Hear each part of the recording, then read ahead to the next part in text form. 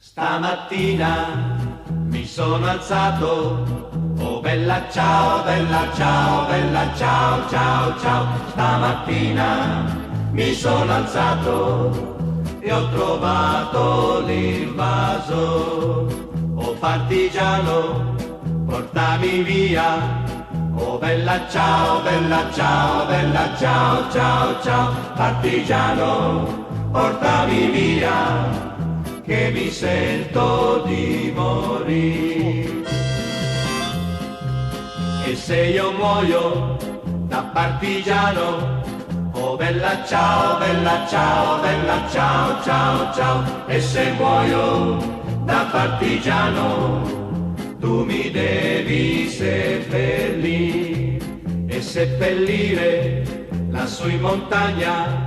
Oh bella ciao, bella ciao, bella ciao, ciao, ciao. Seppellire lassù in montagna, sotto l'ombra di un bel fior.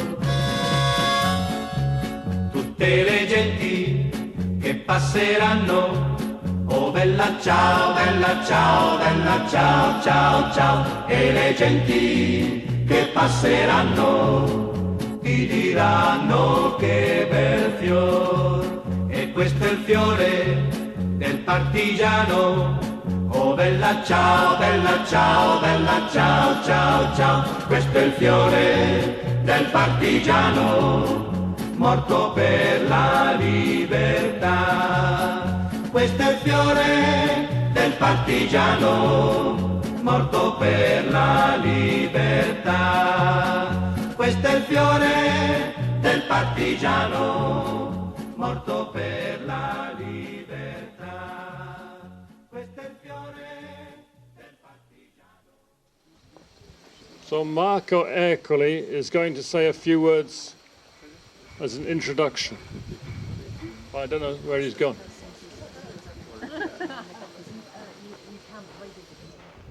I think he's gone to get more chairs.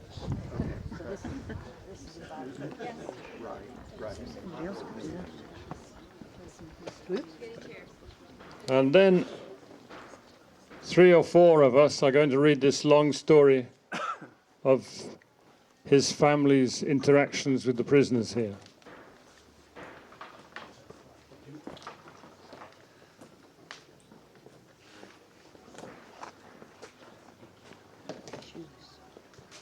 Okay, Marco, introduction. Fare una frase. Sì.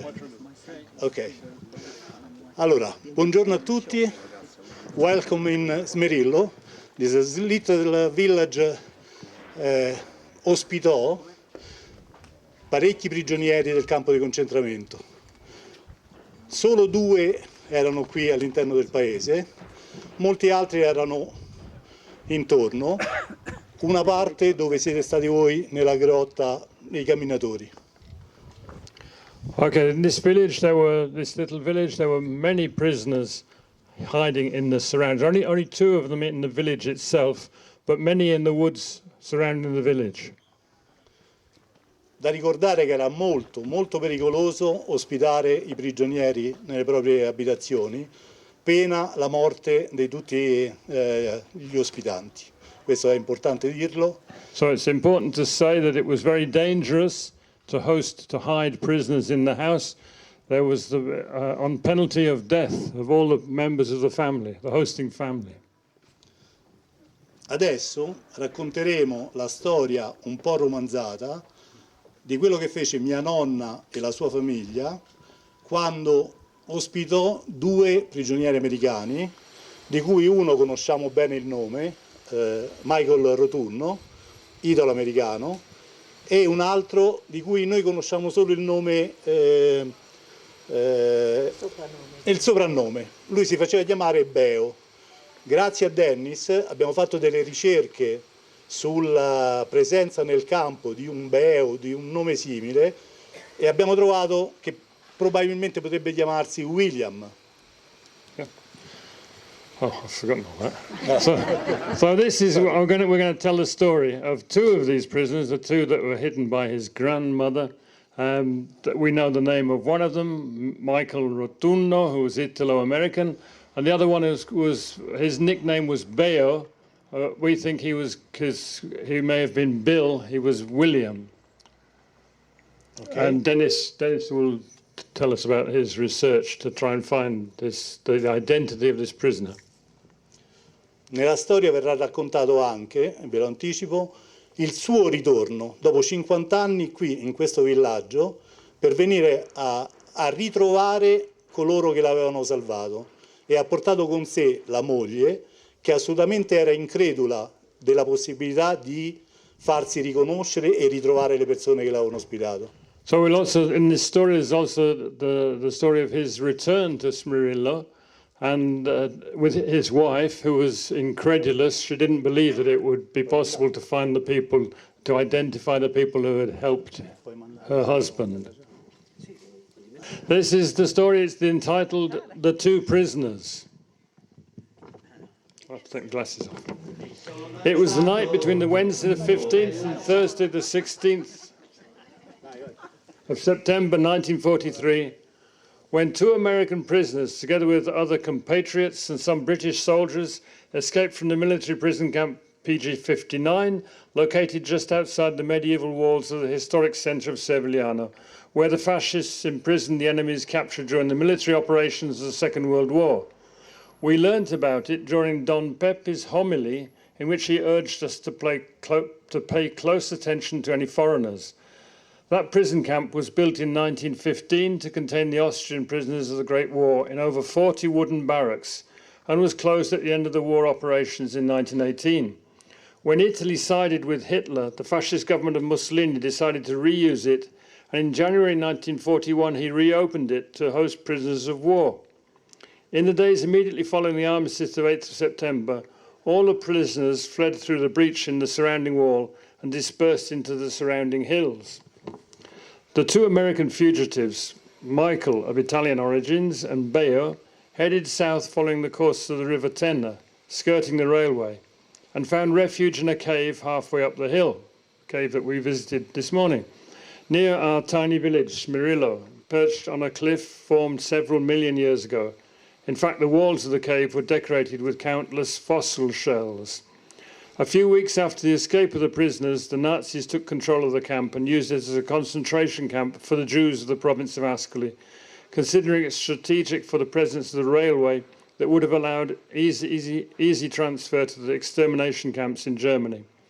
The order was all interned and free Jews, Italian and foreign citizens, however residents of this province, must be arrested and interned in the Servigliano concentration camp as soon as possible.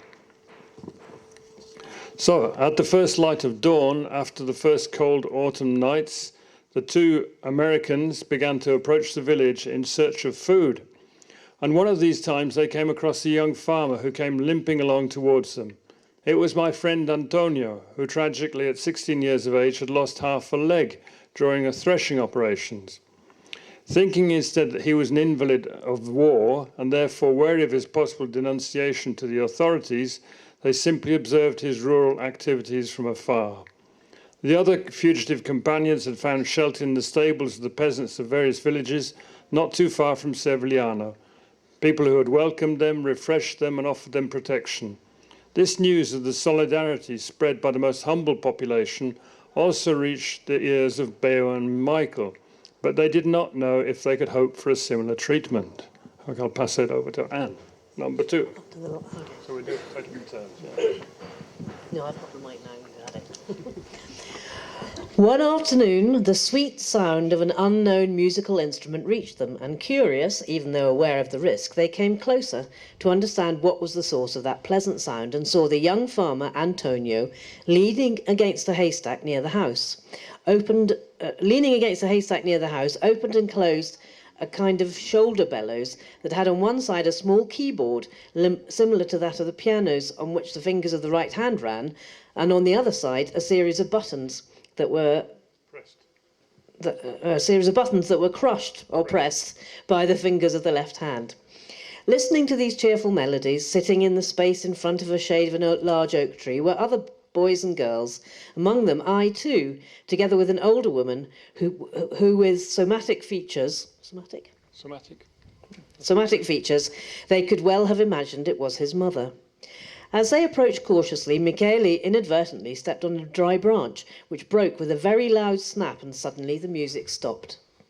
We all looked in the direction from which that noise had come, and with amazement mixed with a little fright, we saw these two young men among the brushwood, one blonde and the other dark, the first tall and sagging, the second lower and stockier, certainly foreigners dressed in tattered clothing. They too were perplexed about what to do. Then Michele broke the silence with words in broken Italian and said, raising both his open hands, Amici, fame. Friends, we're hungry. Yeah. Or we're friends and we're hungry. We immediately understood that they were two of the escaped prisoners, and without hesitation we immediately brought them under cover to the stable of the cows under the house, where prying eyes and ears could not have seen them. Letizia, the head of the family, her husband had died 7 years earlier, told the youngest daughters, Marietta and Palmina, to go and get some wine from the barrel in the cellar. Now, Letizia is the old lady with the wood on her head that I've passed the photograph around, which is Marco's grandmother. And to Chiarina to go home to get half a row of bread and a slice of cheese from the cupboard. She told Giacomino and Peppino to go get 4 figs and a bunch of grapes in the field and a head of lettuce in the garden. My friend Antonio and I stayed to check out these two strangers and began to get to know them.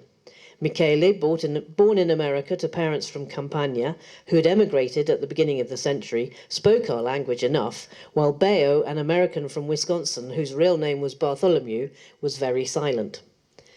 From that moment, that poor family started an incredible hospitality which lasted 8 long months, until the front line passed Smerillo to settle in Filotrano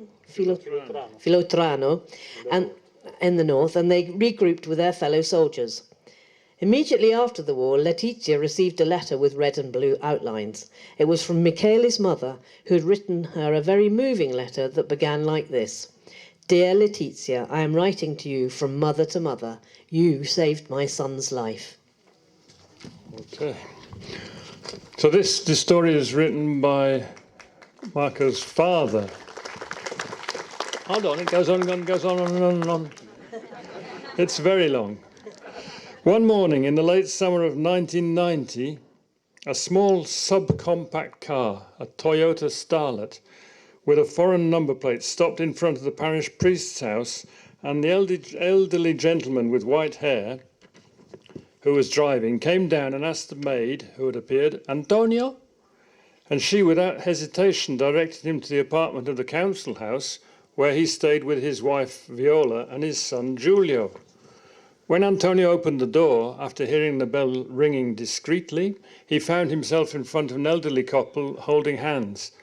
After a first moment of silence and mutual perplexity, the tall man said in a low voice, visibly moved, in an uncertain Italian, Hi Antonio, io sono Beo, and questa donna è Edith, my wife, and bent down to embrace him. Antonio replied, Well, you seemed to me, but I could hardly believe it. Today is a very happy day for me and my family. He embraced him tightly, and his eyes filled with tears of real joy. After embracing the lady, he exclaimed, come in, I'll introduce you to my wife Viola and my son Giulio. Then he turned inward. He exclaimed, Viola, bring that bottle I've been keeping aside for a long time for an important occasion. The time has come to open it. Let's drink to life today. They sat down in the living room and began to ask each other preliminary questions about the past years, with the objective difficulty that Antonio didn't speak any words of English, and Beo, after almost 50 years, had a very limited memory of Italian words. However, the first thing Beo asked was if Letizia was still alive, and after hearing of her death, he expressed a desire to be accompanied to the cemetery as soon as possible. Antonio immediately sent Giulio to call me, because with a year of immigration to Australia in the mid-50s, I still understood and spoke some English. When Beo saw me, he recognized me without hesitation and hugged me tightly, and I gladly reciprocated. He remained the same young American with whom we had lived 8 intense months during the war, only a little older, like all of us. The wife, on the other hand, was incredulous at that warm, enveloping reception she could never have imagined it was possible to find after almost 50 years of absence. Bayo, after we sat down and toasted the unimaginable rendezvous, told us about the madness of the trip that he had had in mind for years, but that the small family finances had never allowed him to do before. For years, Bayo had told his wife that he should have recovered the roots of his spiritual vocation. In fact, he was a Baptist pastor, and he also took care of preparing the dead for the last trip, and he would have had to track down those who had allowed him to access a new life, helping him to avoid Nazi fascist raids and not starve to death.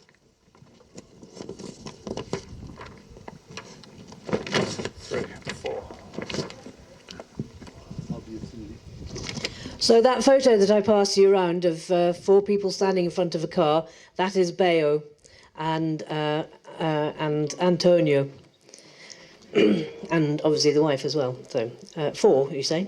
Obviously his wife's wisdom. Yeah. From here. Yeah. Obviously, his wife's wisdom each time distracted him from this fixed thought, citing arguments that probably no one was alive in the family that had hosted him, or that perhaps they would not have recognised him. Even the sons were of the same opinion and agreed with the mother that it was a crazy idea. Moreover, the family's financial situation would not have allowed to afford the considerable cost of a transoceanic flight. One Sunday, Bayo, after the religious service, sitting in the rocking chair on the veranda, whilst reading the Sunday insert of the local newspaper, noticed a box advertising a low-cost New York to Brussels flight. He tore it out and put it in the back pocket of his pants. Without saying anything to anyone, the following morning he telephoned the travel agency for more details, and having received confirmation of the cost-effectiveness of the flight, he also asked for the possibility of renting an unlimited mileage utility vehicle for a week. He was speechless when he heard that an extremely affordable car rental offer was associated with that flight.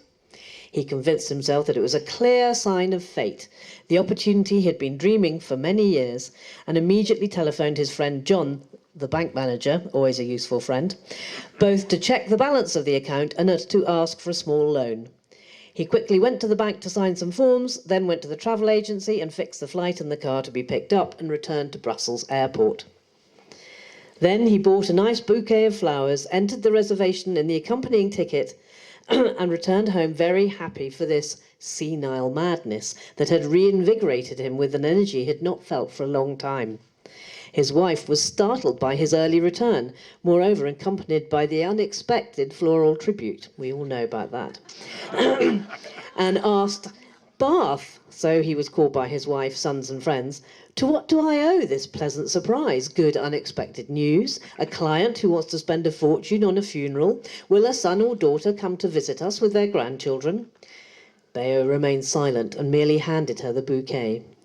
Edith, the wife, first smelt the scent of the floral bouquet that her husband had given her, and then, intrigued, opened the ticket. She looked up at Bayo and nodded for explanations for the mysterious and so cryptic content. He still, without speaking, with tears in his eyes, hugged her tightly and then whispered in her ear, "Edith, my love, let's go to Italy. The moment has come." Finally, the day of departure came, New York to Brussels, with a technical stopover in Ireland. Upon arrival, he took delivery of the small Toyota Starlet and asked for the shortest route to Italy. He had only 3 references: Marche, Smerillo, Antonio. And with this triptych in mind and a 1:1 million map of Europe, they headed south. After nearly 650 kilometers and several stops, and after almost 9 hours of travel, they stopped in enchanting Lucerne, Switzerland, where Edith had a second cousin, a widow, who was happy to host them for one night. The following morning, they resumed their journey towards the Italian border, and after crossing it, they headed towards Como, where they took a short break by the lake. Then they left for Milan, Bologna, and finally arrived on the Adriatic coast in Besra, in the Marche region. From there, after another break, they went down to Porto Sant'Elpidio, and then they followed the Faleriense road, skirting the Tena River up to Servigliano. After a few questions to passers-by, Bayo finally found the prison camp fence, the wall, and showed his wife Edith the exact spot from where they had managed to escape. Then they got back into the car and continued the last part of the journey to Smerillo, where they arrived in the afternoon after 760 kilometres and over 9 hours of driving. Edith, exhausted by the very tiring trip, hid her scepticism very well once they stopped in front of a stone artefact with a plaque that her husband in euphoria told her was the monument dedicated to the fallen of the First World War, which is just here. Beo promptly got out, stretched, breathing deeply in the fresh and pure air, and at the sight of the woman, the maid of the priest who had left the house, asked her, "Antonio?" That evening at Antonio's house, after this long adventurous story, there was a succulent festive dinner where words in dialect were mixed with those in unlikely Italian, those in English that I translated badly into what I thought I understood, all accompanied by an excellent homemade wine, and the final toast with a special reserve of cooked wine, aged for over a decade, and finally the glass of the stirrup with a taste of artisan mistra of over 70 alcoholic degrees. Then everyone went to sleep. Giulio willingly gave up his room to the guests of honour and lay down on the sofa in the living room. The next morning, as soon as he had had a hearty breakfast, Beo asked me to accompany him to pay homage to Letizia's tomb. Along the road, Beo told his wife several anecdotes related to the places we slowly passed.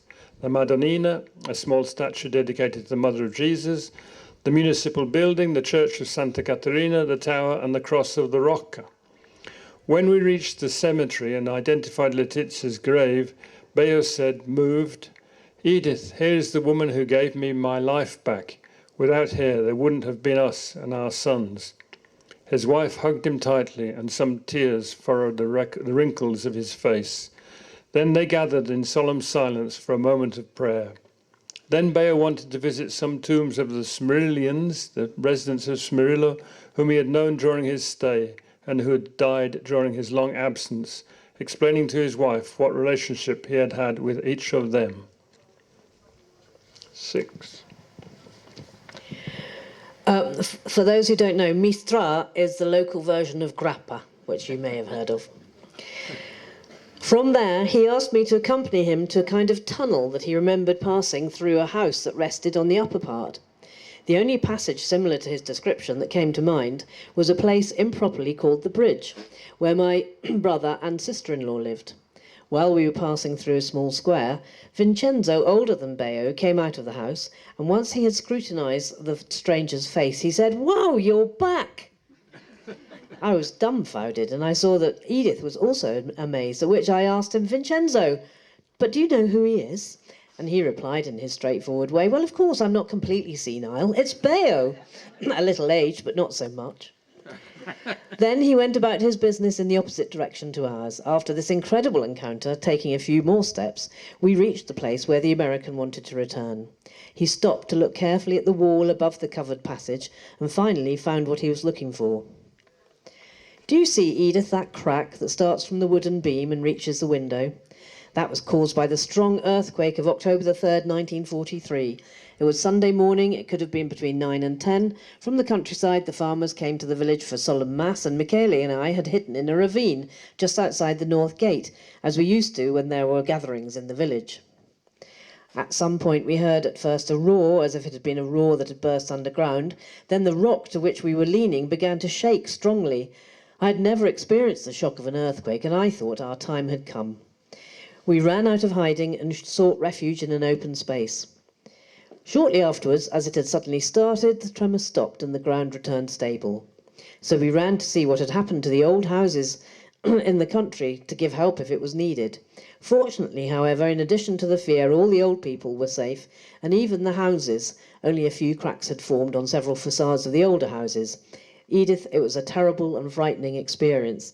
Repeated in 2016 all across this part of Italy, and for instance, that church there is now, you can't go into it because it's so damaged. So Beo invited us to go to the grassy area outside the medieval arch to see if there was still a little hole under the rock that he and Michele sometimes used to hide in when they thought there was danger lurking. In fact, along the path that descends from the north gate towards the Fessa, a crack in the rock like a small canyon, there was this niche in the rock, probably formed millions of years earlier, and which prevented anyone being seen by those who'd stopped in the square above. Whereupon Beo confided to us where his vocation to God was born. The deep roots of his spirituality, the covenant he had made with God in the spring of 1944. Not even his wife had ever heard of this life-changing event. Easter had passed for a few days, and in that year it fell on April the 9th, and the Germans withdrew to the north while the Allies conquered and liberated the towns they encountered going up to Italy.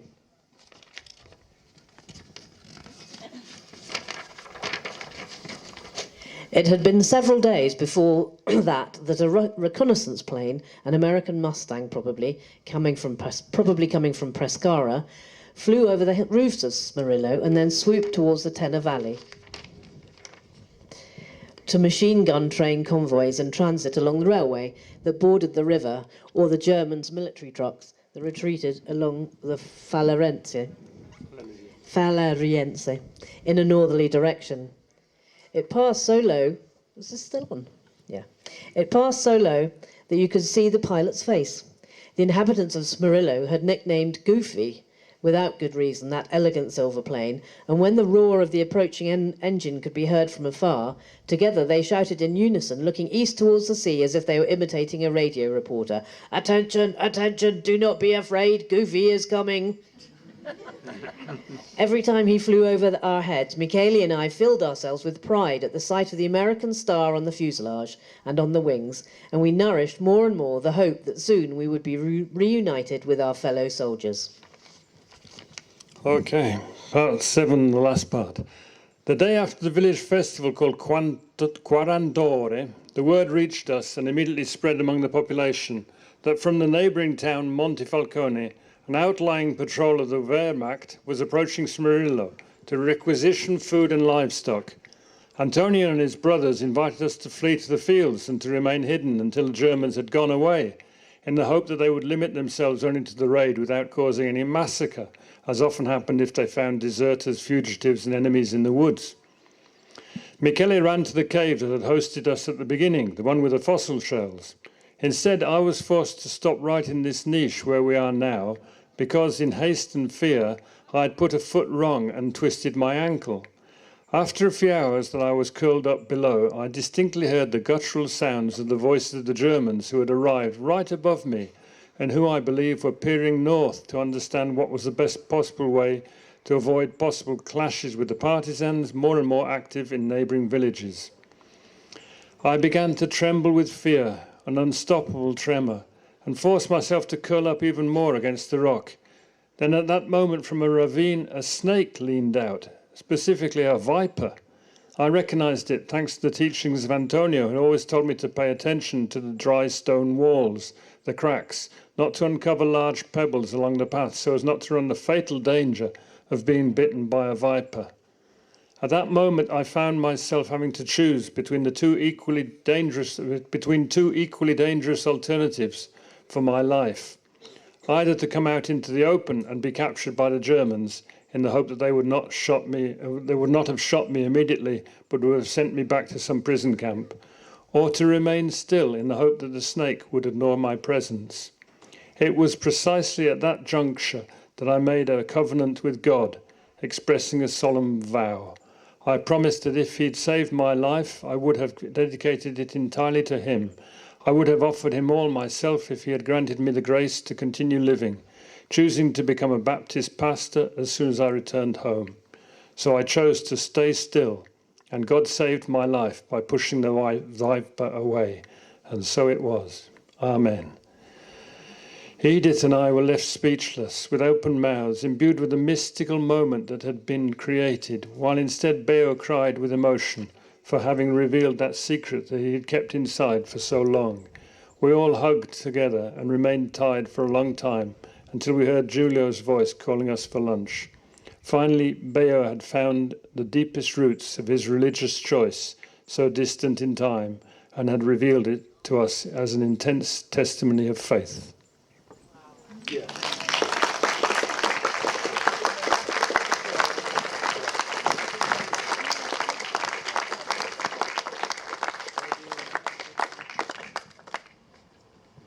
Okay, thank you for being patient and listening to such a long story. Dennis wants to say a few words. Thank you. Don't you think that these two could have a second career as readers of an audiobook readers? They have some thespian in them, for sure. I've posted this whole story on Camp 59 Survivors, and I love to hear it again because it's a wonderful story, beautifully told. I was asked to help Marco. Marco asked me to help to try to track Beo and Michael Rotuno in the U.S. with some records that might exist. And of course, what happens in a case like this is you start putting together the clues, like Michael Rotuno. Well, you know, the Italians don't always get the names right, so you start looking for something that's similar to that. And then Beo, which has anyone ever heard of an American named Beo? So Anne and I were emailing about, well, Beo kind of sounds like Bill, so maybe his name is William, but we don't have a last name. But the fact that they escaped from PG59, you know, that's good because that limits it to a couple thousand people, a little bit less. And if they were not recaptured, if they were repatriated, there should be repatriation reports on them, which the U.S. Air Force Historical Research Agency has available, and I'd gotten access to all of the repatriation reports, but they don't, in fact, include all of them because there's some that I haven't found there. But you start looking for Williams, you start looking for anything that looks like Rotuno as a surname, and then there are other clues like this Baptist minister connection for Beo.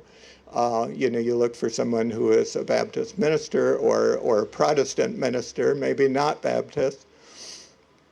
So we've been working on it, but it's an ongoing project and haven't come up with any identification. What I will say is that it's so interesting to me that there was this visitation, was it in the 1960s, that Beo and Edith came back here. And we've got this lovely photograph of them here in Italy, and they went back to the States, and I think there was some communication. I've heard this story before of POW families, maybe in the 60s, maybe in the 70s, coming back here, and then the communication being lost. You know, a next generation saying, well, there were letters, but we don't know where they are, and we had an address, but we no longer have it. So it's a matter of trying to reconnect again.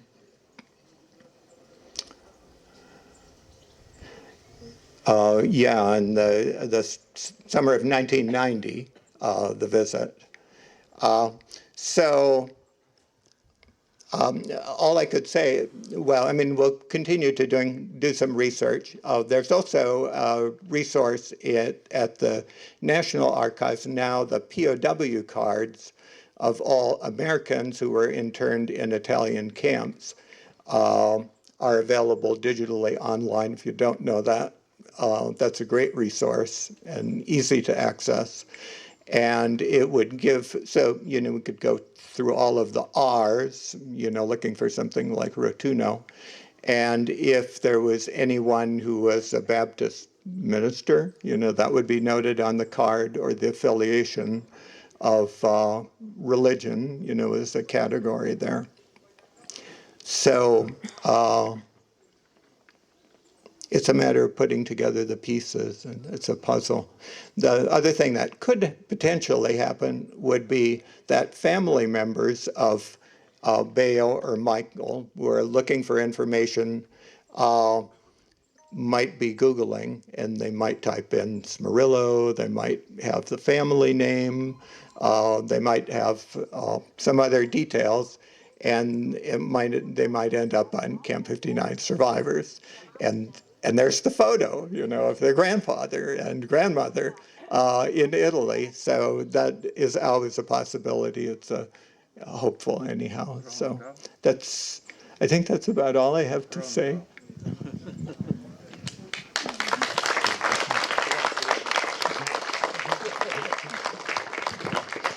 And this is the first time, of course, that Marco and Dennis have had the chance to meet in person, although they've had a long and intense communication by email and other forms. So, hooray, that's really nice. That's really nice that that's happened a lot, I think, over this weekend. So thank you, Marco, for the story.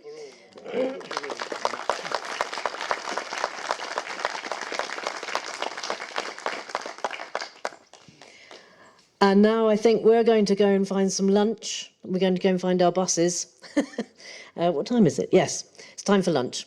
And Elms, you're also going for lunch somewhere, I think. They're walking to Montefalcone.